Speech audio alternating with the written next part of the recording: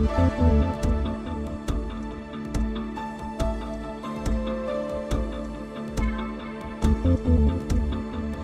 I would also really like to thank the organizers for giving me the opportunity to present our data here today.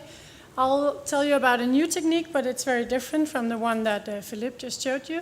And now we will really move into the field of immuno-oncology. So I'll tell you about a new technique that we developed that will help us to integrate cancer genomics into immune phenotyping. So these are my disclosure, which mainly relates to the patent of this technology. And what we really want to focus on is how we can differentiate, how the immune system can differentiate between healthy cells and cancer cells, and how we can use this to efficiently target cancer cells and also to direct the immune modulatory treatments that are currently available to really kick in towards the cancer cells while hopefully not generate too many side effects. So those changes that are primarily recognized on the surface of cancer cells will be genetic alterations, epigenetic alterations, or metabolic changes that may result in post-translational modifications. So today, and also the focus in recent time has been a lot on mutation-derived neoepitopes, and that's also what I will tell you about quite a bit today. But I also want to emphasize that it's not the only things that the immune system recognizes on cancer cells, and there is certainly also recognition of genes that are just dysregulated, overexpressed, and also maybe re-expressed due to the epigenetic alterations. But focusing on mutations, these may result in new epitopes, which can arise in two different flavors. One is an epitope which has some mutations in the T-cell recognition area, leading to a new epitope seen by the immune system. And the other one is a mutation in the HLA binding region, or the binding pockets of the peptide, which will lead to expression of an epitope that would not be expressed in or not be presented in the normal cell type.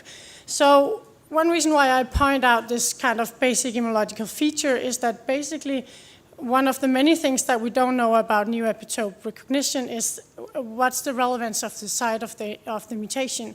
We don't know whether new epitopes are most important if the mutation is in the T-cell recognition area or if it's in the HLA binding area. So these are one of the things that we would like to figure out. So reasons why new epitopes has been of interest is, of course, all these data that has come out that there is a good correlation between the clinical impact of immune checkpoint inhibition and the mutational load in these cancer groups. So I won't go into detail with this, but just point out that one thing is really to calculate the mutational load in a given patient. Another great challenge is to really understand which new epitopes are actually immunogenic at a patient level. So many of these mutations arise from bystander mutations and are therefore strictly personalized. So what we really need to do is to sequence DNA and RNA and provide expression maps to generate these personal epitope landscapes. So we need to have good prediction tools, which at this point is not fully available yet. We have our own tool that we recently developed and that Annemette will tell you a bit more about tomorrow. But what I will focus on today is really the detection of T cells. So that's another part where we have recently developed this more efficient tool, because that when we predict new epitopes from sequencing data, we often end up with hundreds or even thousands of new epitopes predicted for a certain individual.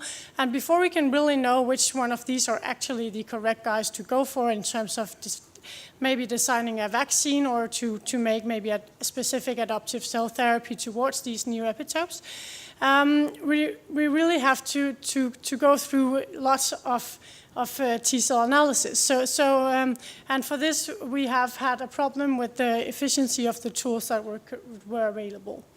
So what I will tell you about is this technique that we recently developed, which is based on DNA barcode labeled MHC multimers. And this slide is just to illustrate that's over the last 2 decades, there's been quite an evolution in the way we detect T cells based on peptide MHC multimeres. Since the first discovery by McDavid and colleague that you could use a multimer to actually stain and detect a T cell, this has been implemented in many different flavors to basically try to induce the complexity of the analysis so that you could identify large libraries of peptides.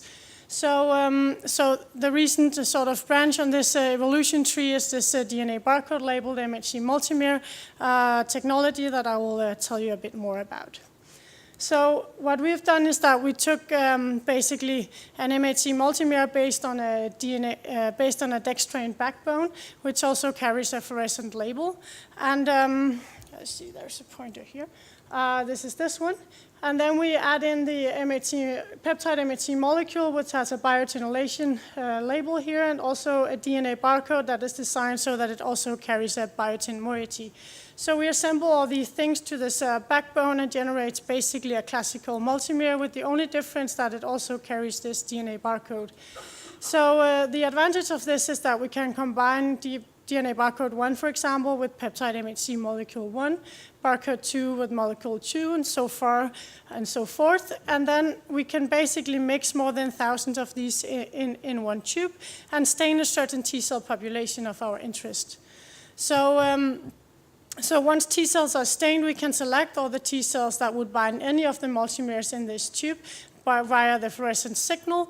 Then we can select these by sorting, amplify the DNA barcode, and by DNA sequencing, identify what were the peptide MHC T cell interactions that were present in this pool of cells that would react to any of these multimers.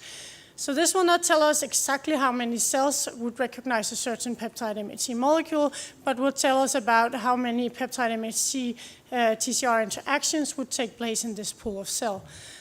So, but this measure, but the real advantage sort of this technology is really that we now have introduced a new tag to these multimers, which is then this DNA barcode, and which is much more complex than what we have previously been able to obtain by combining various different fluorophores. So that also means that although we now sort of describe this technology in the range of 1,000, we can most likely go way beyond that, but we just need to have certain automation tools in place. So now I'll just show you some data on how this actually works. So this is a piece of experiment where we screened 10 different healthy donors with a panel of 1,031 different peptide MHC multimers. So the data comes out as a heat map like this, where one column is a donor and one row is a peptide MHC complex. So since this was a screening of healthy donor and a large part of our peptides were selected to be cancer specific, we mostly have kind of a light gray area here, which means that we don't have any significant responses. But if we zoom in on the virus part up here, there's quite a bit of red. So everything that is red here indicates that it's a significant response, which we calculate by comparing that sort of a baseline a baseline pool of our reagents to what is selected on the T cells that we sort. This provides a fold change that will give a p-value, and we select everything with a false discovery rate of more than 0.1%.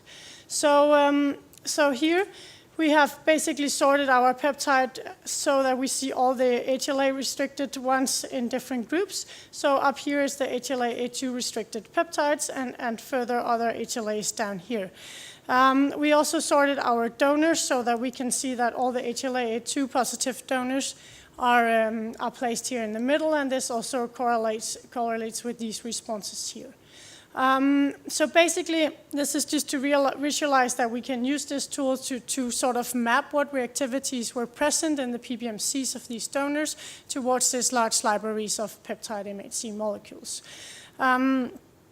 So we next step took basically all of these peptides, and we also generated really classical fluorescent label multimers with these peptides to see how it correlates with the results that we find using this technology. And this correlation is here. So basically, when we use classical combinatorial encoding MHC multimeres with our barcoded MHC multimeres, we in general see quite a good correlation. There are a few responses in either method that is not detectable, and specifically for those down here which were not found with our DNA barcode method, we do see that they were just below our p-value for the threshold that we selected as a positive response. So they were still enriched, but just below our p-value level. So to further show that we can also use this technique in a set of tumor samples, we looked in tumor-infiltrating lymphocytes from melanoma, and we screened for reactivity towards a library of shared antigens. So these are basically what is called, most of them are melanoma differentiation antigens, or what we call cancer testis antigens. So from this library, we selected all those responses that were positive in any of the patients over here in the zoom in.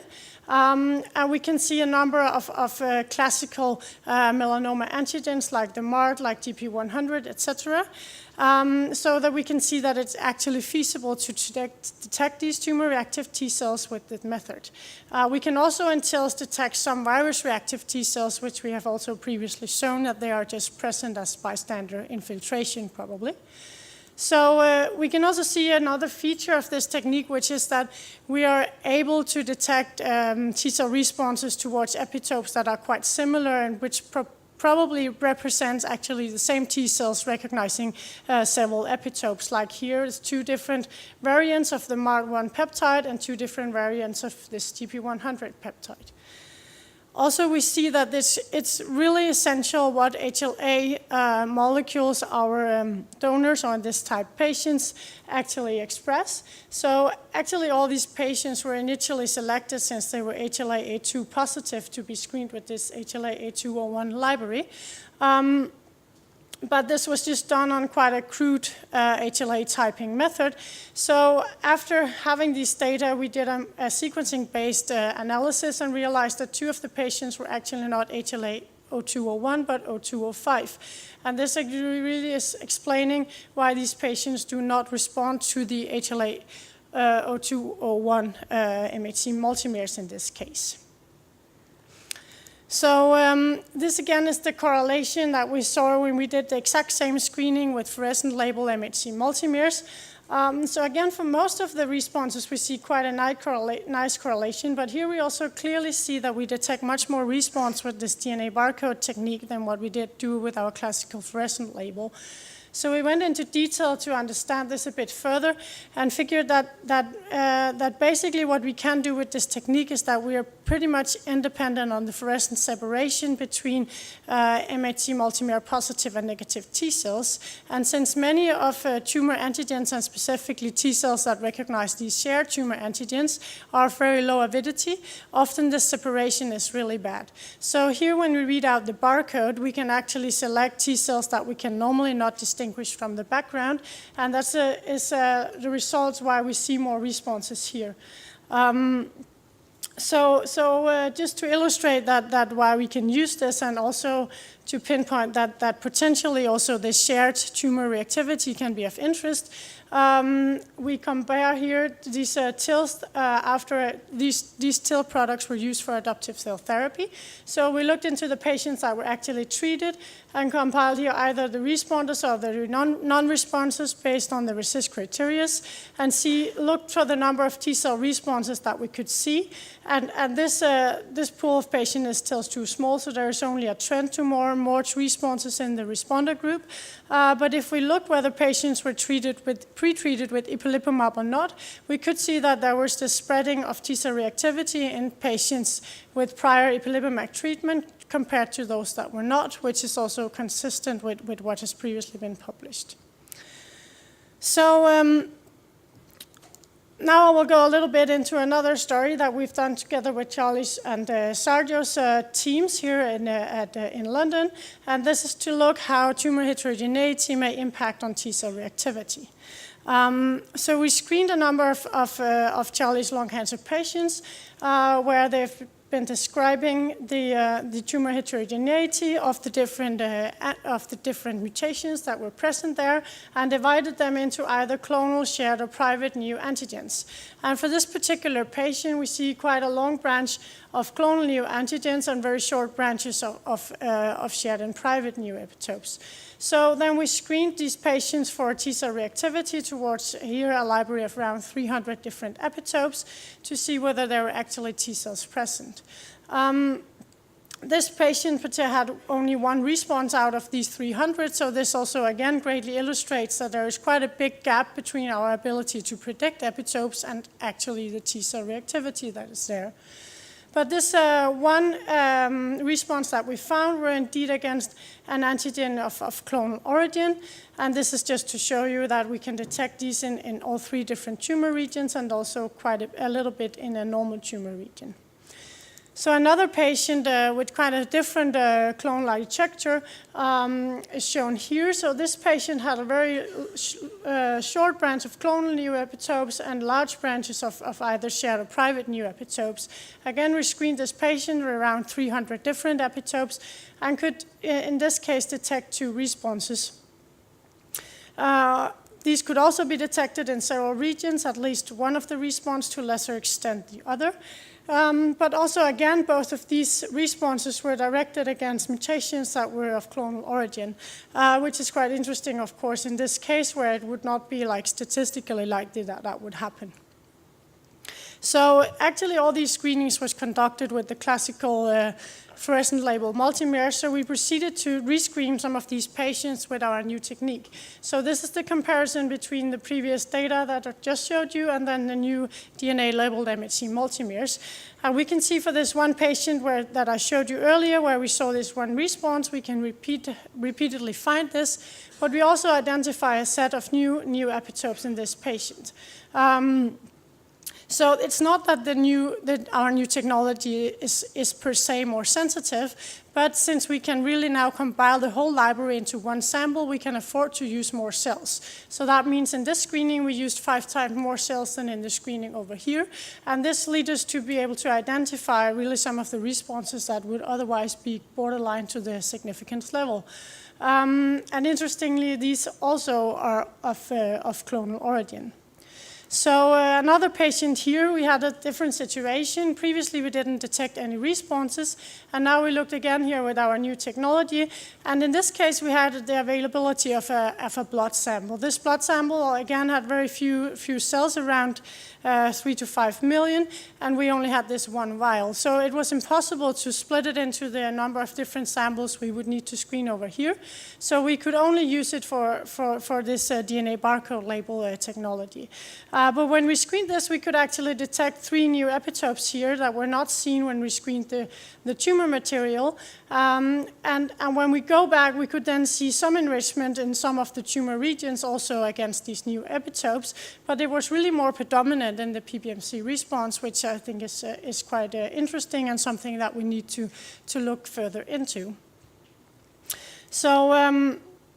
So what I show you here is that we have a technique that we can use to screen for T-cell reactivity in small biological samples.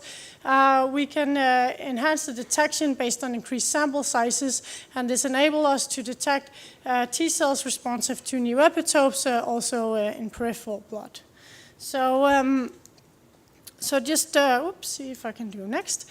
So just briefly, I'll tell you about another feature of this technology is that we can also couple it with various functional or phenotypic characteristics that we would be interested in looking at our T cells. So basically, one thing is to look at the genomic level and see and predict new epitopes. Another thing would be to understand whether the T cells would really be responsive to these epitopes on the surface of the tumor cells. So ideally, if you would have a tumor cell line and you would mix it with the T cells from the given patient, you would like to see if those T cells would respond or not. So this is what we did here by an intracellular cytokine staining. We basically stain for interferon gamma, TNF-alpha, and this would then be the responding T-cell population and the non-responding T-cell population. Then we just use our MHC multimer staining sort of as a bystander staining. We do not select for it. We just stain with them and let the multimeres hang around wherever they want. And then when we select either this ICS positive or the ICS negative fraction and look at what is the contribution of antigen-specific T cells in those two pools.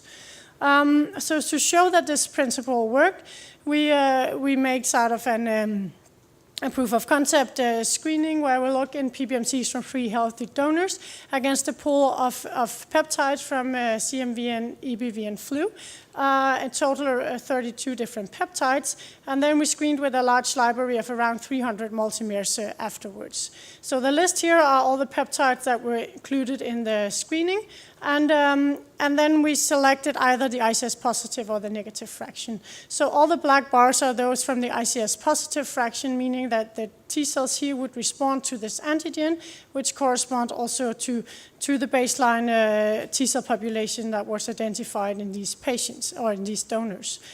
We can also see that basically here, the T cells would respond to these virus epitopes to a large extent, and for most of them, almost like a full response can be generated, whereas only over here, oh, it's also a little bit awake, there is only like partial recognition of this T cell population against this antigen, because these specific peptides are present both in the ICS negative and the ICS positive pool.